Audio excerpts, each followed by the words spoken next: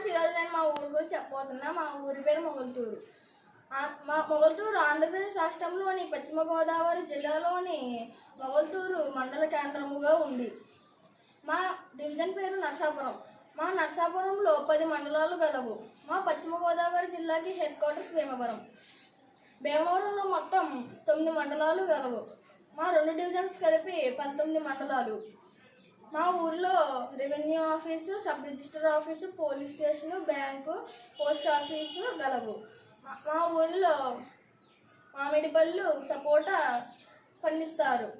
మా ఊరిలో